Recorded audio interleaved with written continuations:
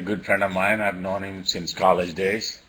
He's not only known for his rigorous science, but also for his temperament, and hence the nickname Mad Dog. So he'll be talking about the dynamics of Earth's vegetation as captured in the GIMS data that we just talked about.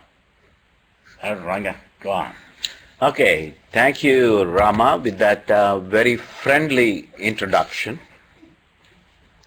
The title of my presentation is Trends or Variability, and I will use vegetation index data to make certain points, simply because that is the data that I work with, and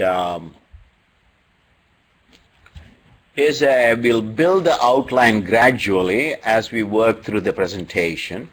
As you can see at the bottom right hand corner that I have 36 PowerPoints, and so I will first start with some introductory material. So the question is, what happens when solar radiation strikes a green leaf?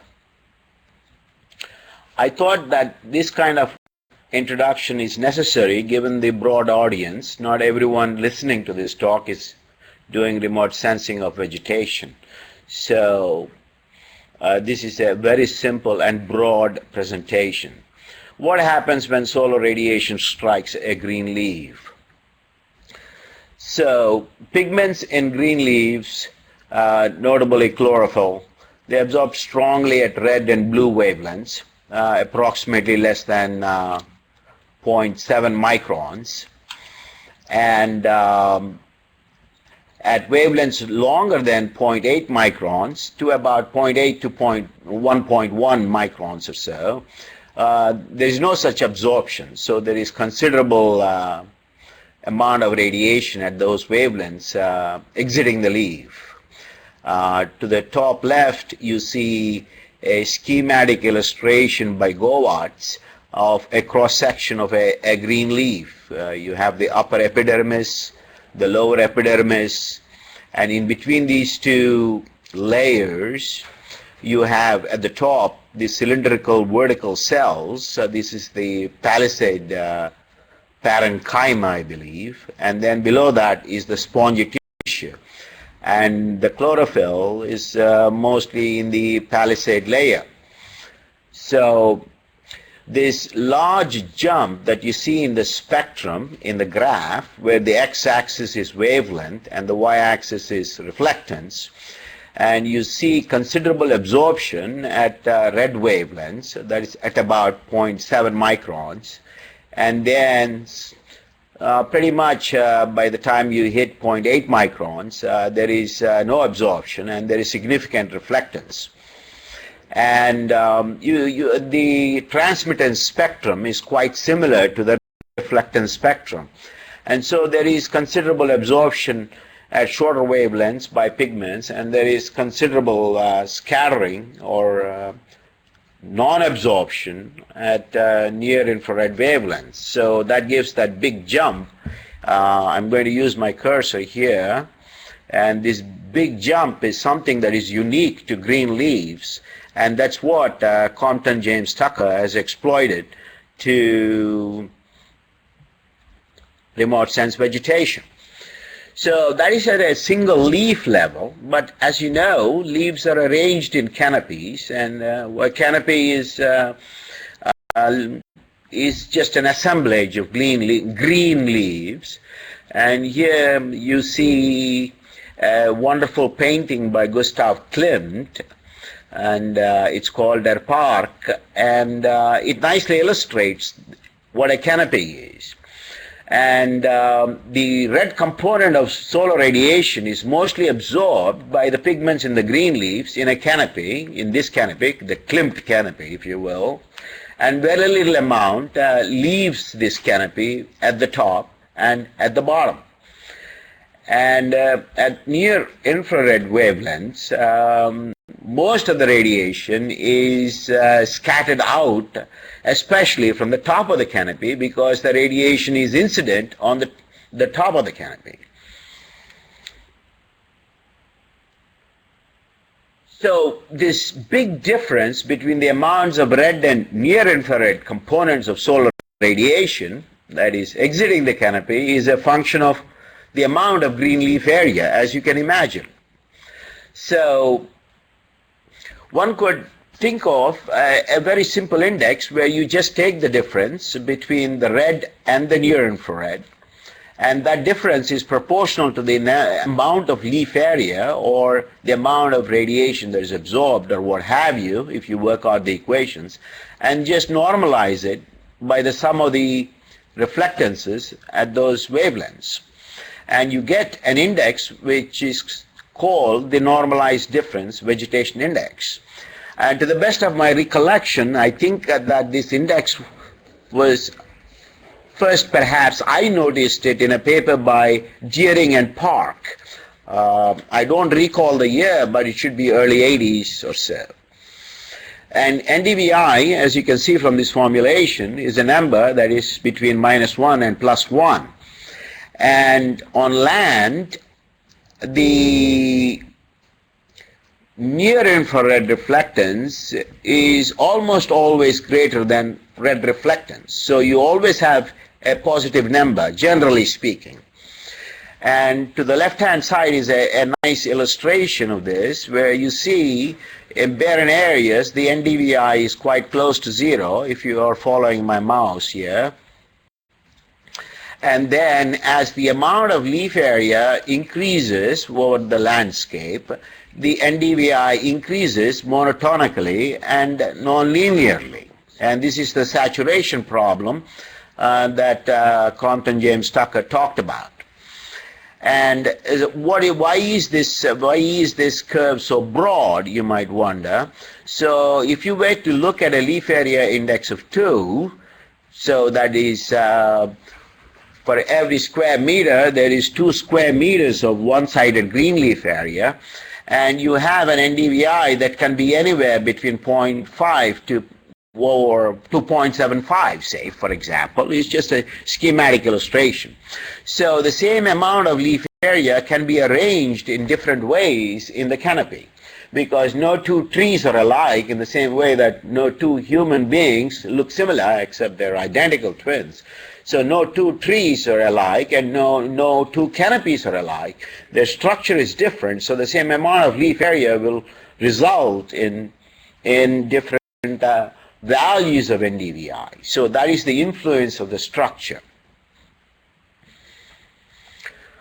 So we are remote sensing the land, and we have satellites that are flying at great heights, and there is the atmosphere that is in between the satellite and the ground. And in the picture to the left-hand side, you see this satellite as it is zipping by. It's carrying instruments, and the instruments, like MODIS, for instance, they measure at different wavelengths, and they are sweeping swaths of hundreds of kilometers as the Earth rotates under them. And these swaths are pixels, if you will, square pixels of various resolution. In this picture, there is no sun, but actually you have sun outside, and the solar radiation passes through the atmosphere, hits the ground, and then goes back through the atmosphere to the sensor on the satellite. So for those of us who are interested in remote sensing of the land, the atmosphere is a nuisance, because we need to know something about the atmosphere. So the radiation that is, we only want the sensor on the satellites to measure radiation coming from the ground, not radiation coming from the atmosphere. So whenever there are clouds, we cannot do remote sensing, optical remote sensing. When there are no clouds, the atmosphere contains gases and aerosols. So there are ways that you can correct for that.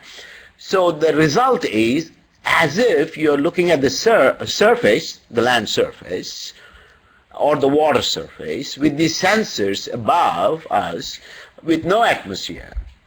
And there are, we are interested in land remote sensing. I have another nice image here where people can use other forms. We are using solar radiation. You could use other forms, microwave radiation, or actually you could have a sensor on the satellite itself, beam a pulse, and then it goes back and you can measure ocean wave heights and so on and so forth. So it's all very fascinating stuff. So at the end of the day, there are a lot of clever people and pioneers who have figured all of this out in the 70s and the 80s, and you have heard it's such a fortunate series of lectures, and I wish when I was a student I had an opportunity like this to listen to the speakers that you've been listening to before me, obviously. And so we're at a stage when we have this data, and you put together this data, and you have this view of the Earth that is quite startling. Here is this simple index which over land is a number that goes between 0 to 1, and you look at the Sahara, the numbers are quite close to 0, and if you look at the Amazon forest, the numbers are quite close to 1. And if you look at the temperate forests in the northern lands, you see the numbers are somewhere around 0.7. So this is very illustrative, very accurate depiction of the distribution of vegetation on our planet. Interestingly, you will see, for instance, in Africa, the rainfall gradients, as Compton Tucker mentioned, they more or less run parallel. And if you were to start with the Sahara and work inwards to Central Africa, Congo, for instance, you can see NDVI going from 0 to very high values. And there are these very, very nice bands. And if you can zoom in and look at them, they look actually extremely pretty. And in the same way, you can see that also in the starting near Caspian Sea in the Kazakh area and the steppes, there is a beautiful gradient as you go northwards into the boreal forests. So there is quite a lot of information here in these. And the question I was asking Dr. Tucker was, here we have Papua, if you can follow my cursor, here we have, I am not sure if this is Papua New Guinea, but it must be. And just south of it is Australia, and they're not very much farther apart, and yet you see what a difference. And last night I was wondering why there is. So there is so much information here, and there's so much to be gained from this kind of information. So that is the background thus far. So the rest of my talk is focused on two broad themes. First, I shall speak about the greening trend in the northern latitudes, and then I will speak about the greening of the Earth itself. So without further ado, let's first focus on the first topic on which I have lots of slides, the greening trend in the northern lands. Here is a photograph of Professor Charles David Keeling, and nearly everyone has heard of the Keeling curve, which is shown to the right, and Keeling, and this curve is etched into the wall in the lobby of the National Academy of Sciences building in Washington, D.C., and I was looking up last night at Wikipedia at the 10, 20 greatest scientific discoveries of the 20th century. And I did not find this. And I thought, this is surprising. In the popular imagination, if I were to ask people who went through high school, if they were to tell me the top 3 canonical discoveries of the 20th century, they would obviously, first thing they would say is the E is equal to mc squared by Einstein, and the second thing they might say is the double helix by Watson and Crick, and now the Keeling curve. So I would rank it as one of the greatest discoveries of the 20th century. And Keeling is known for these measurements of atmospheric CO2 concentration, etc., etc. Little do people realize that Keeling has made a very important discovery, and I will work through this. The rest of my talk is, this is the starting point for the rest of my talk. Little do people realize, even 17 years after the publication of a key paper by Keeling et al. In Nature in 1996, that Keeling discovered the greening of the planet. Here is actual text from his papers, from this paper. Here where he says, here we report that the annual amplitude of the seasonal cycle of CO2 has increased by 20% as measured in Hawaii, and by 40% in the Arctic since the early 60s. The amplitude that Keeling is talking about is the difference between the peak and the trough of this wiggly CO2 curve that you see. So, and he's saying that the amplitude has increased by 20% as measured in Hawaii and 40% in the Arctic. And these increases are accompanied by phase advances of about 7 days during the declining phase of the cycle, the seasonal cycle, suggesting a lengthening of the growing season. What he's saying here is that you have this CO2 buildup during the boreal winter, and then the leaves appear, and then photosynthesis begins to happen, and then it will overtake respiration, and then it crosses this red line. And where it crosses this red line, he's saying that it is advancing earlier by about 7 days to the left.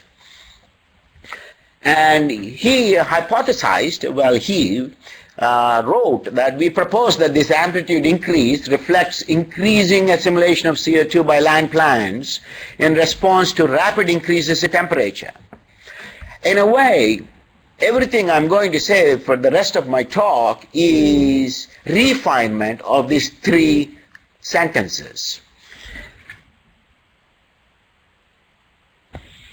Now, how can we verify? Keeling deduced that amplitude increase and longer growing seasons due to early springs from atmospheric CO2 data, but that came out in 1996. The question then was, how can we independently verify Keeling's discovery of a greener north and a lengthening growing season due to early spring growth spurt?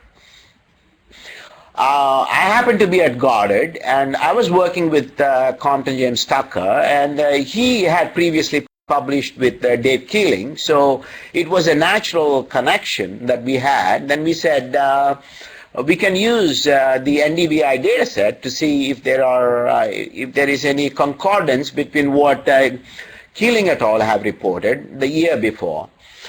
So Jim Tucker, you just saw him give a speech, so this photo is redundant.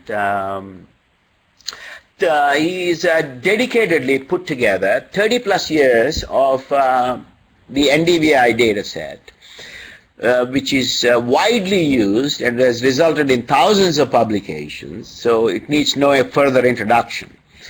I do want to emphasize that it is very difficult to dedicatedly produce these data sets over so many years because of the vagaries of funding and various other constraints. So these people are to be commended for making these data sets available, and that there are no breaks in them, and that they continue to produce these data sets, refine them, and importantly make them available to everybody to use. So GIMS is Global Inventory Monitoring and Modeling Systems, AVHRR. You know what it is. It's not very advanced. It's not very high resolution. So you look at the space, for instance, when Neil Armstrong looked back from the moon at the Earth, so you saw the blue marble, so which is a great achievement for mankind. And here to the left, I'm showing you the Tucker's marble. Before Jim Tucker, we did not look at the Earth in the same way. So, a seminal contribution. So obviously following on the heels of Keeling's landmark paper, so we at Goddard then worked, and we had about 10 years of NDVI data set that thanks to Dr. Tucker, and we saw that the NDVI during the peak boreal growing season, July and August, increased by about 10%. So if you were to follow my cursor, I'm looking at this increase. And the timing of spring green-up advanced by about 6 days. That is, if you were to take an NDVI threshold of 0.18, for example, and you can see that the curves of the later years are advancing. So, or if you were to take a particular day, you can look at the NDVI change, and you can deduce an advance or delay in springtime value or springtime threshold value of NDVI. Do the same thing in autumn, and you can see a lengthening of growing season. I would not particularly say that this is a very accurate analysis, but nevertheless, it was the best we could do given our limitations. But generally, the results are concordant with Keeling's analysis of atmospheric CO2 data. So remember, this paper came out in '97, a year after Keeling et al.'s paper, and we had 10 years of data set, and that was enough of a, if you will, push to Dr. Tucker to rapidly produce and keep up with, extend the NDVI data record. So much so that in 2001, that we had nearly 18 years of NDVI data, 1982 to 1999, and Zhou et al. In the Journal of Geophysical Research published a paper where the key discovery seems to be that that we are seeing a persistent trend in greenness, meaning that the greening is persistent over this 18-year period in Eurasia, and you can see that here if you were to follow my cursor. And in comparison, in North America, the boreal region already seemed to show a fragmented pattern of change. So we already noticed at that time that there was some asymmetry developing between these trends in greenness increases between Eurasia and Asia, Eurasia and North America, my apologies. So currently we have the very latest NDVI data set from Dr. Tucker, and that's 30 years now, and it is from 1982 to 2011. And we have considerably refined our analytical skills now. We are able to do statistics very, very carefully, and not simple linear regressions. We now do very careful statistical analysis using methods that assess for stationarity of the data series and so on and so forth. Moreover, we are able to very carefully calculate the growing season duration, which I call here PAP, meaning photosynthetically active period, using freeze-thaw data, which is daily data. You have both AM and PM freeze-thaw state, so for 30 years. So you have daily freeze-thaw data, so you can calculate when the ground is thawed in the spring at a particular location. You can assume that that is the beginning of the growing season, and the ground is frozen in autumn, then you can assume that is the end of the growing season. So we're able to calculate this photosynthetically active period very accurately. We have excellent third generation NDVI data set, and we have now excellent statistical methods. And this is a paper by Xu et al. In preparation. It will go out in a couple of weeks to a journal. And the inference here is that about 34 to 41% of the northern vegetation, the boreal and the Arctic regions, are showing greening, and about 3 to 5% are showing browning, and 51 to 62% are showing no changes, and about 4% lack valid NDVI data. And So that's where we are now. The greening trend has continued over the last 30 years, and it is especially prominent in Eurasia, and especially in the Arctic regions in both Eurasia and in North America. The obvious question, that is just an inference from analysis of data. Now we have to interpret that inference. And why is the North greening? So I will give you a simple example, and I try to give you a realistic, a simple explanation and a more realistic explanation. But I will admit right away that I do not know the real answer. The simplest explanation is, in the Arctic and in the boreal region, that vegetation growth is limited by temperature, and the warming of the past 30 years could be invoked to explain the greening trend.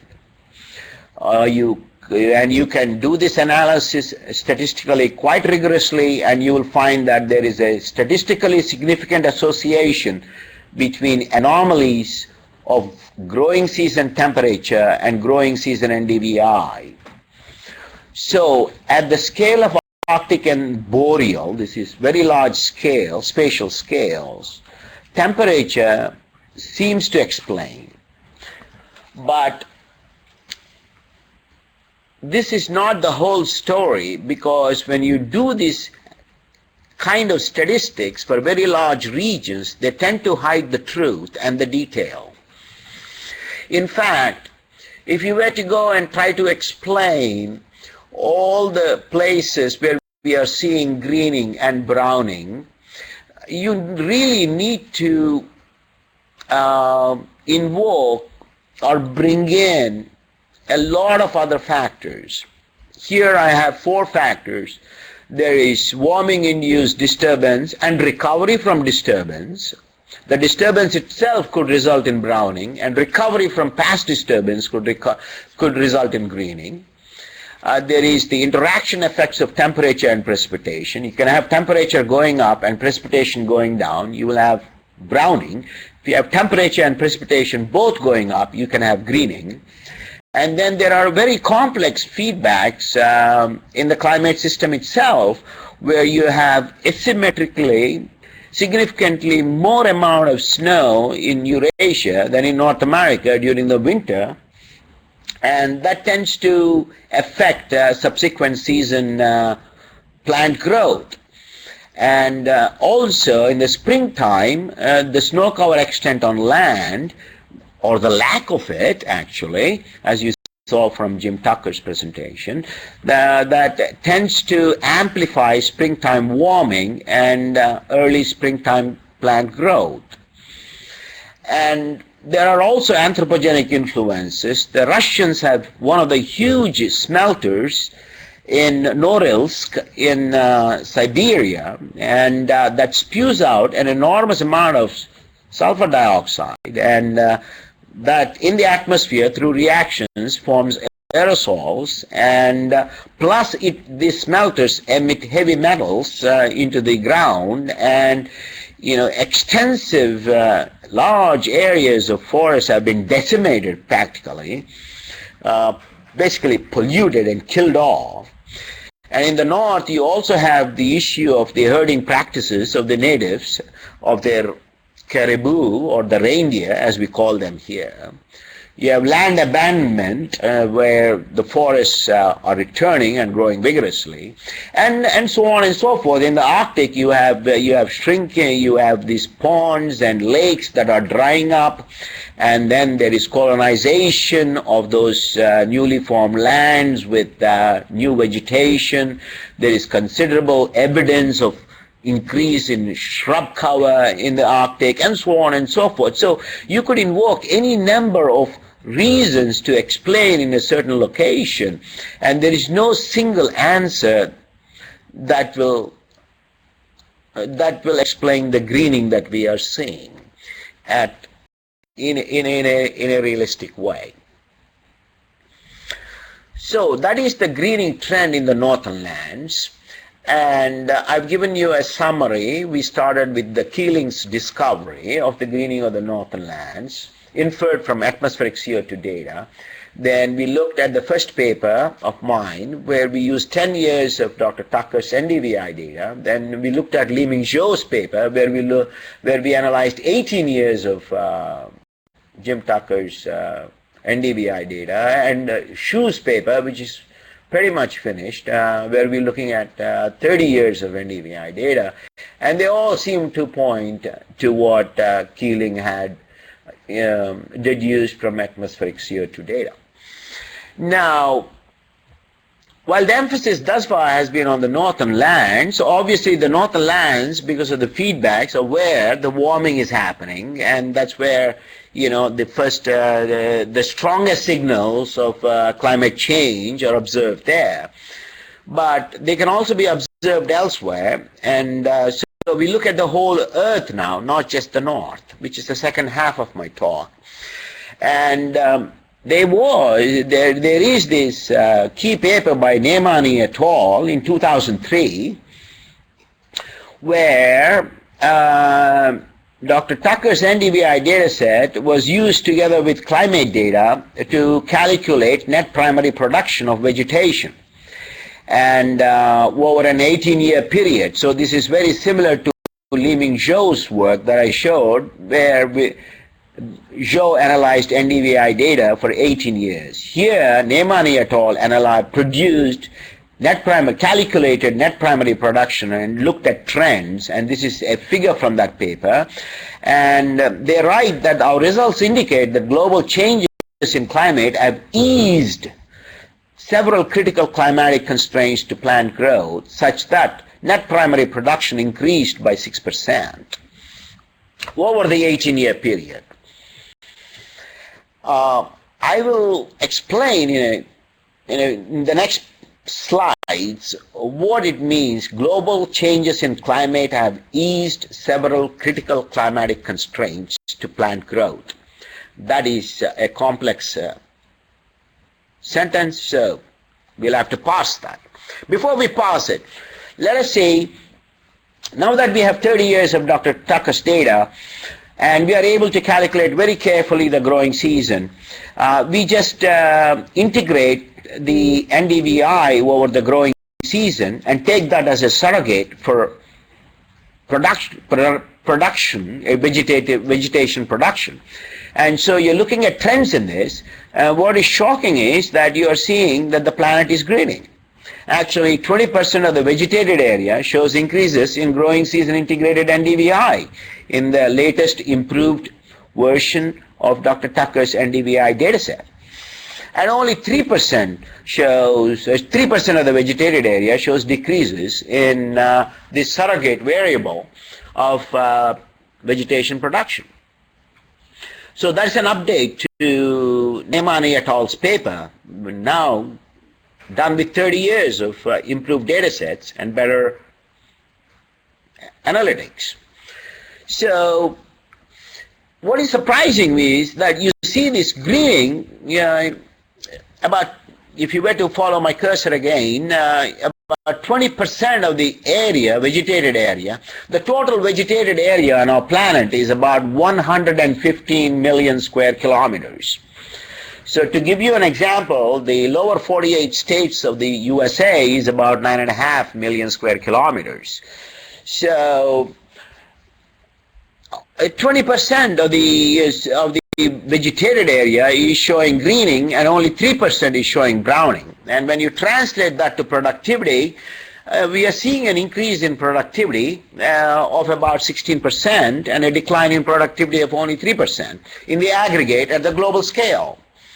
But if you were to look at all the vegetation types or land covers, you see that this increase is not confined to any one particular vegetation type. You see it in all vegetation types. And interestingly, the more productive vegetation types, such as the evergreen broadleaf forests, and the mixed forests, and the woody savannas, and now obviously the croplands. Those are the ones, the more productive vegetation types are showing more greening and more productivity. So the obvious question is, why is the earth greening? Already Myneni et al. Had provided an answer which at that time seemed, in 2003, remember, seemed sufficient, that global changes in climate have eased several climatic constraints to plant growth. In hindsight, we now wonder if that is the case over the entire 30-year period. So the question is, why is the earth greening? So the hypothesis is, the Myneni et al. Hypothesis is, relaxation of climatic constraints to plant growth. We throw in some more fertilization effects. For instance, CO2 has increased from, in the last 30 years, maybe it has increased from 330 ppm to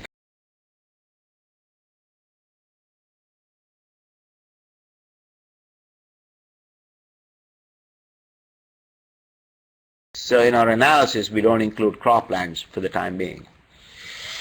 So what are these climatic constraints to plant growth? This is a very key concept to come from Myneni et al. And the University of Montana, Missoula group. Climate is seen as availability of water, follow my cursor please, availability of water, temperature, and sunlight. And if a region is purely water limited, such as the arid areas, it will appear in red color. If the region is purely limited by sunlight, in this picture, it will appear as green, the Amazonian forest, for instance.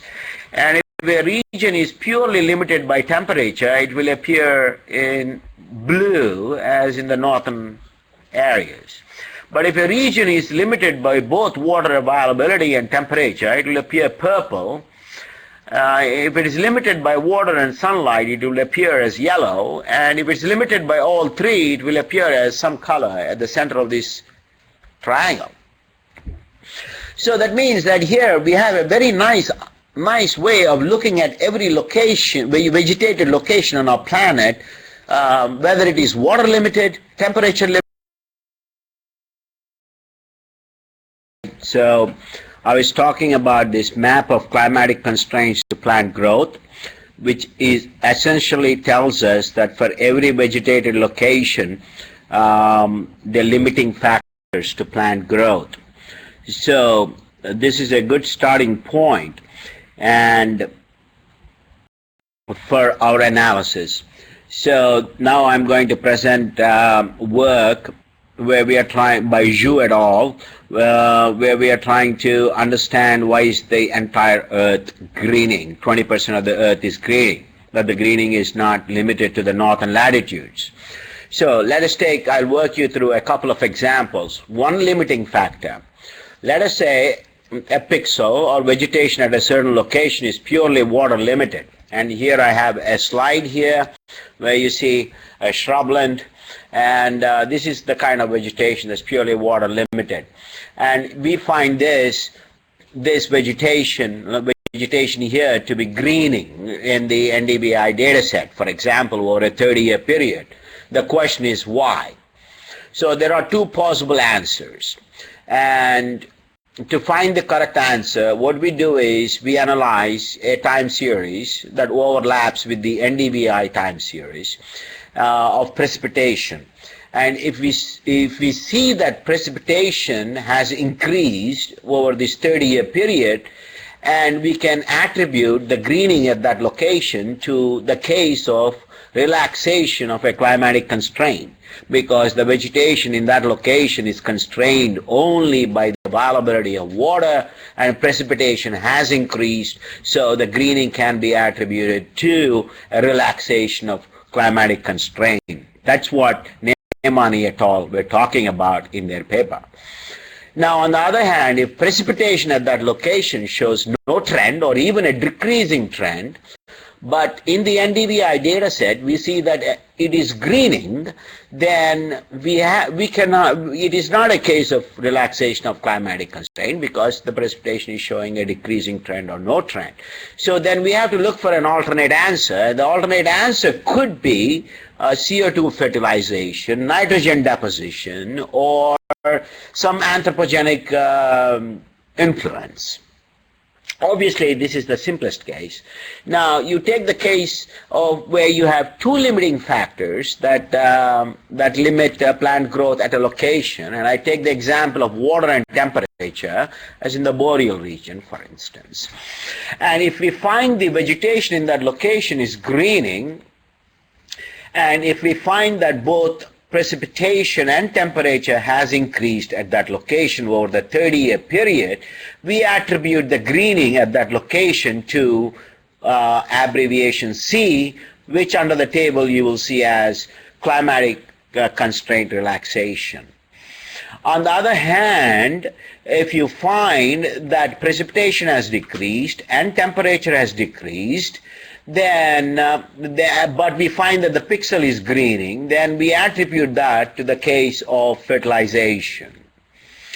And the third case is the pixel is greening and the water availability or precipitation has decreased, but temperature has increased.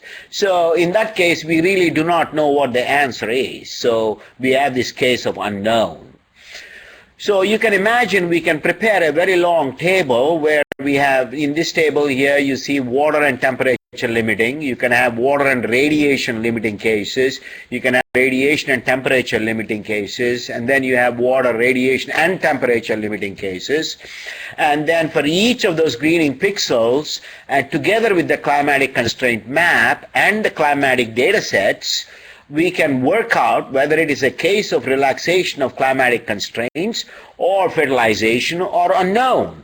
And we end up with a result where we find that 50% of the greening that we are seeing in the 30-year NDVI data set from Dr. Tucker can be attributed to relaxation of climatic constraints. And the other 50% is possibly due to fertilization, maybe CO2, the increase in CO2, nitrogen deposition, anthropogenic influences, and so on. And 1% is due to unknown reasons. So that is an answer.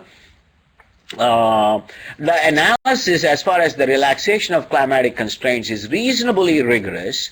The attribution to fertilization is somewhat speculative and not on very solid grounds, and we have to further refine this before this paper goes out to publication. So there you have the outline now. I gave you an introduction and I spoke of the greening trend in the northern lands that Keeling first reported, and which is subsequently confirmed by the gradual increase in the length of the NDVI data record from Dr. Tucker.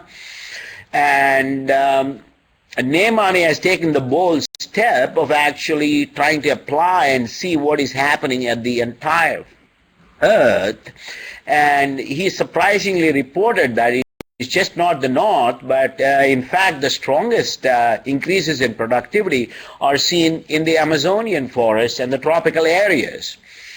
And we have now looked at, but that paper attributed most of that, a lot of that increase in net primary production to relaxation of climatic constraints. And we have taken that now as 2 steps further. We have increased the length of the data to 30 years. We can confirm the earlier report of Myneni et al. Plus we can throw in addition to relaxation of climatic constraints, an additional variable, interesting but speculative, that perhaps from space we are observing a carbon dioxide fertilization effect. And we go to the summary. It's a very simple summary. I said my talk is simple. So the Earth has been greening over the past 30 years. About 20% of the vegetated area is showing this tendency. And this greening translates to an approximately 16% increase in gross primary production. And the earth is greening because of relaxation of climatic constraints. About half of it can be explained by relaxation of climatic constraints. And the other half possibly due to fertilization effects from increased CO2, N deposition, anthropogenic influences, etc., etc. Now, going back to the title of my talk, is this 30-year greening a trend or part of a low-frequency variability? This is very, very important that often you see so many papers published with extremely poor statistics, and I really wish that the students working on these topics take statistics very seriously. It is very important that either you know statistics very well, the statistics that you put in your paper, or at least you work with a statistician. There are so many of them who would happily collaborate with you. Most of you are at universities. Please make friends with statisticians. Else it's going to come back, whatever you write, and like a boomerang. And So here, let's look at variability or trend. I'm showing you station temperature data on land from NASA Goddard Institute for Space Studies. If you were to look at the temperature time series for the period, 25-year period between 1940 and 1975, there is no warming. If you were to look from the 1975 onwards, whoa, you see extraordinary warming. If you were to look at 1940 to the present, you wonder what is going on. The first 25 years there's no warming, and then the last 35 years there is significant warming. And if you look at the entire time series, you can say with reasonable confidence that there is a warming trend. If we had 300, 400, 500 years of data, maybe we will look at this curve differently. Okay, so the length of the record is very important. The statistics that you do on this data series are very important. The most important thing is you need to assess whether the time series is stationary or not. If it is stationary, you can do simple linear trend analysis. If it is not stationary, you have to use some powerful methods. There are no workarounds to assessing significance and trend estimates if the time series is not stationary. So statisticians have worked on those problems. They have approximate solutions to those problems. So you simply cannot fit a straight line to a time series and then report it as a trend. Okay, you need to do very rigorous statistics. And anyway, so that is very important. The length of the record is important. And we are only looking at 30 years of Dr. Tucker's NDVI data set. And we are seeing an increase, a greening trend. We are saying greening trend. But I'm not so sure that it is a trend. If I had 100 or 200 years of NDVI data, maybe we can say something.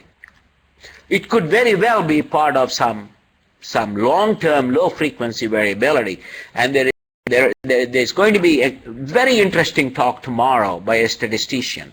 So we're all looking forward to that. So the question is this 30-year greening a trend or part of some low-frequency variability? The answer is I do not know. We are looking at a snapshot. But what we do know is that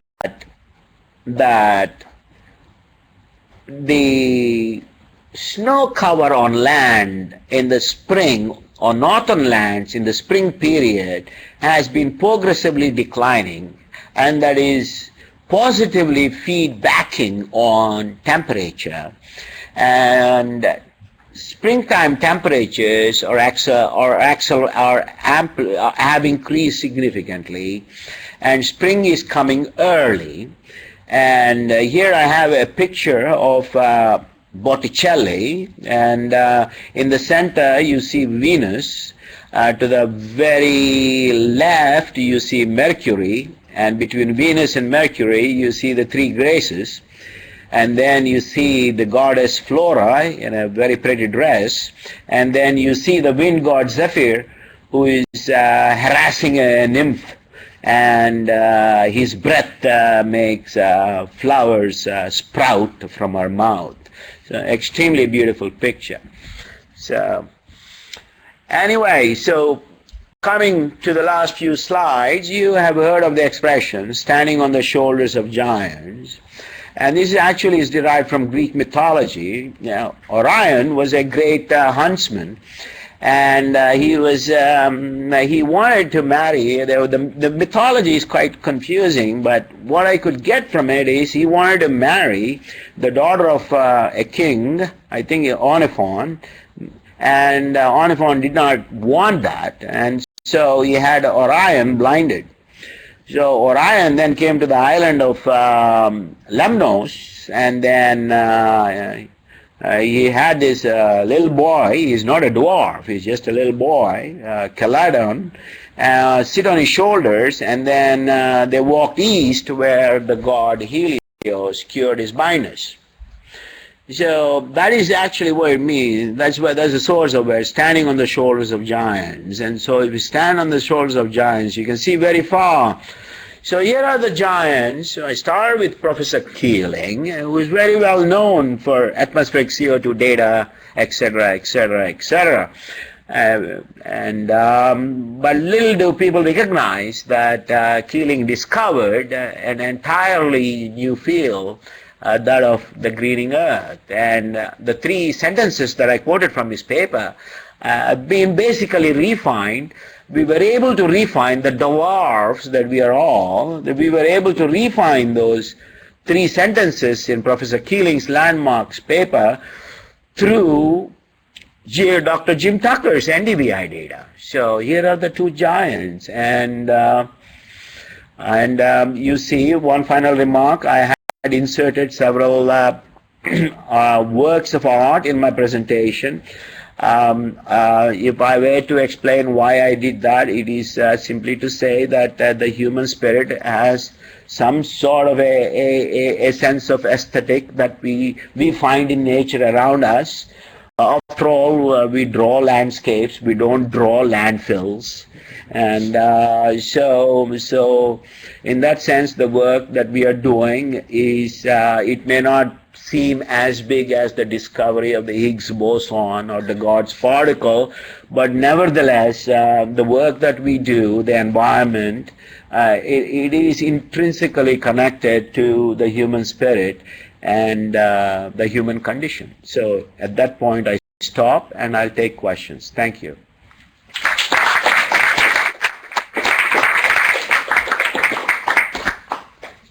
Ranga, if I could start out with the first question. I'm curious as to what's occurred with the carbon dioxide record since Keeling's '96 paper on the variation in the cyclicity. Is that 20% that he identified been keeping up, or has it changed? The question is, have there been updates to the landmark Keeling paper, because it came out in 1996. I believe Wolfgang Bürmann et al. Have extended that analysis, and they have done some very nice work, which is published in the proceeding. So the PNAS, and maybe pretty soon there may be a paper from Ralph Keeling's group on that. So we will have to wait for that analysis. Do you have a sense, either from the global greening trend or the northern greening trend, what proportion of that greening is due to changing phenology versus the increased magnitude that, traditional seasonal max? Okay, when I say greening, I mean increases in growing season average or integrated NDVI. So that is the area under the bell-shaped curve. Area is length times width. Width is the growing season, length is the amplitude. So when I say greening, I mean statistically significant increase at 10% or 5% level of significance in the area under the shape. So I'm not disentangling the increase that is due to amplitude and due to growing season. Hi, Ranga. Thanks Yes. for the comprehensive lecture. And I have a question: is that possible the following two reasons could largely influence the trend of the NDVI? One is that the satellite-based measurement of NDVI in the tropical rainforest, especially during the growing season. I know you have some publications on the Amazon. So if we have large amount of clouds over or in the growing season, is that possible? The satellite will have large biases in measurement of NDVI. And the other problem is that if the interannual variation of NDVI and also even the extreme event will largely influence the trend of NDVI. So let's say for the following several years, we're going to have more and more drought years, then the NDVI will largely decrease. So if that could be a possible reason to influence the result. Thanks. Yeah. There are two questions from the students in the audience here. The first question has something to do with clouds in the Amazon. Obviously, all throughout my talk, I've referred to as Dr. Tucker's NDVI dataset. And I should have referred it to as Dr. Jorge Pinzon's and Tucker's NDVI analysis data set. So Jorge Pinzon in Dr. Tucker's group, who does the processing, does to the best of his ability to correct for all these corrupting influences. Fortunately, in the Amazon, the growing season is year long, so there is a dry season, of course. There are residual problems in the data set. You're right.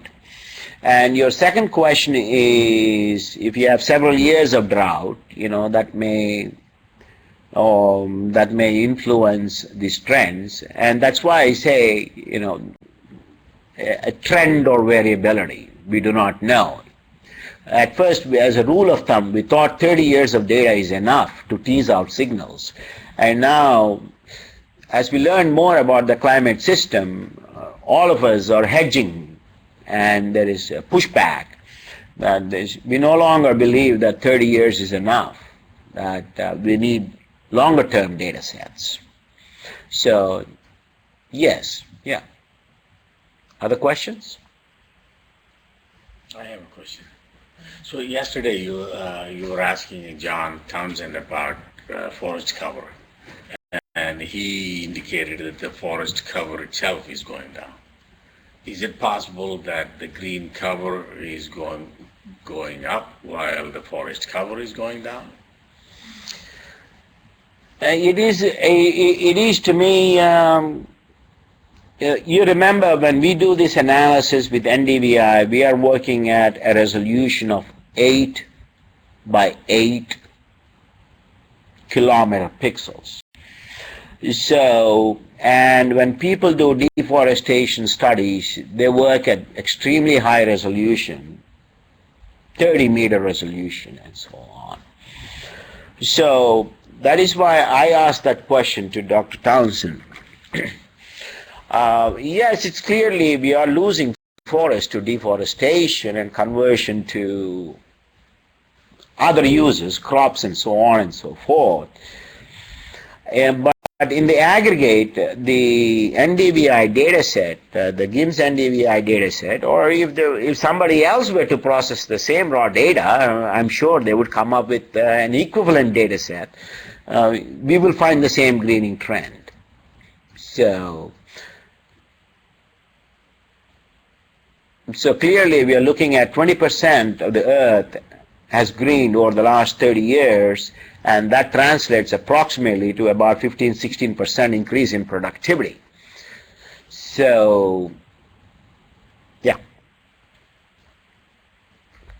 Kay Zhang has a follow-up to that, asking that, he says, do you think greening equals vegetation productivity increase? You showed it, the modeled GPP as a similar result to GIMS, NDVI. How about NPP? Yeah, that's a good question. So we should not, as Dr. Tucker has pointed out, that the NDVI is based on satellite measurements of reflected radiation.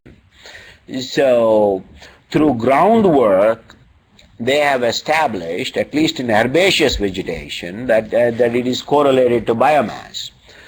But for most areas of the world, the NDVI is a proxy, really a proxy for gross production. It is not to be interpreted in terms of net primary productivity, carbon sinks, and so on and so forth. Okay? Please. Questions from the wider audience on the internet? Yeah, there are a number of questions there. I can see them. The last one is about CO2 fertilization effect. Where is it most likely to be detectable? Yes, that is interesting question. The CO2 fertilization, obviously, would we detect it in warm, arid areas where there are C4 plants and grasses? Would we see that there? But I would assume the imprint of CO2 fertilization should be seen everywhere on the planet. To some extent or the other. In some cases we may see it stronger, in other vegetation types we may see it less stronger, but if we were to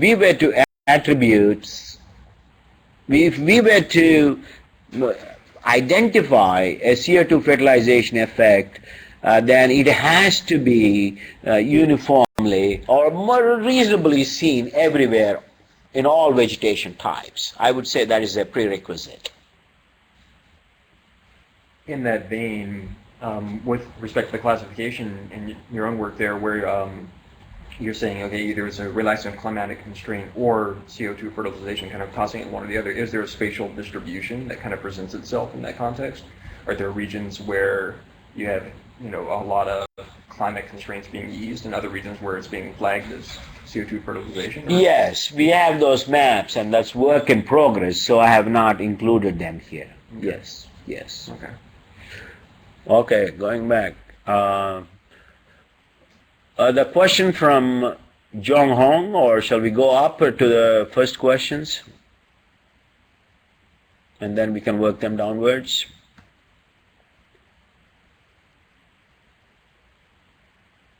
Is that the first question for me, Jennifer? Yeah. Yeah, it's not the first question, but that one's probably a good one to look at. Okay, yeah. Okay, the question is how to interpret the seasonal variation of NDVI for very dense canopies where LAI is very high, say in Amazon evergreen forest. We know that NDVI is still very seasonal, interannually there. Yeah, that's a good question, because these forests are very dense and the NDVI and the EVI tend to saturate, and the work that we have done shows that the intra-annual signal is quite strong, so we are able to capture that in NDVI and EVI over Amazonian forests, but the interannual signal, especially the signal that you would see in a drought year versus a non-drought year, if the drought is not very strong, that may not be visible because these values are saturated. Jay has land cover, land use change been addressed as a driver of greening in different regions globally that is recovering from harvesting? It has not been addressed. I should have included that in my speculative cases of CO2 fertilization, nitrogen deposition, recovery from disturbances, etc., land abandonment, and so on and so forth. So there are any number of reasons, because we are seeing the signature everywhere. The analysis as far as attribution to relaxation of climatic constraints is reasonably rigorous, but that's only 50%. That explains only 50% of the greening globally. The other 50%, the analysis is somewhat speculative. It could be carbon fertilization, carbon dioxide fertilization plus nitrogen deposition, but then nitrogen deposition is not everywhere. So plus there are all these anthropogenic influences. For instance, the herding practices of herbivores in the north, land abandonment and returning forests, and so on and so forth. So there are any number of reasons one can give as far as why the planet is greening, So if you were to tabulate them, that would be a very long list. Also, Berger asks, the recent initiatives for reprocessing AVHR are a long time series in generating biophysical products, including LAI. How will these contribute to better quantifying the tendencies or trends or variability? Yes, I mean the data, all the results that I have presented, not the retrospective ones that have been published, but the results that are in preparation, they have all been done with Dr. Tucker's latest version of NDVI dataset, which is called NDVI 3G. 3G standing for third generation. It is the state-of-the-art NDVI dataset that we have, and we have done analysis comparing that to the MODIS NDVI product for the overlapping 10, 11 years, and there seems to be generally good conformity between the two data sets. And we also derived a 30-year LAI and FPAR data set from the NDVI 3G data set, which is available to anybody who is interested in working with those data sets. So that is the current state of art. It is not satisfactory, but we can do better if in the future. If you scroll down, Mike, there's one question at the, that's just been asked. Well, the one about LAI co-varying with EVI in the Amazon. Yeah. It says, do you think LAI co-varies with EVI in the Amazon? So there are two papers regarding the Amazon LAI variation. The paper in PNAS was the first one, and recently there's a paper in Journal of Geophysical Research or Journal of Biogeosciences, and we find that actually that in the Amazon, the LAI result conforms to the one that we published previously in PNAS, but the EVI signal, when carefully analyzed toward the Amazonian forest, it tends not to follow the radiation signal, but tends to be more strongly correlated to the precipitation signal. So that is kind of surprising. So that is contradictory to what was published earlier by Alfredo Huete and ourselves, that the earlier version of the EVI actually tracked the radiation seasonality in the Amazonian forest, but the newer version of the EVI is tracking the precipitation signal. So much so that there is no difference in the seasonal cycle, the phase and so on and so forth of the EVI over the Amazonian forest and the adjacent savannas. Savannas, as you know, the EVI signal should track the precipitation signal, and the LAI also tracks the precipitation signal.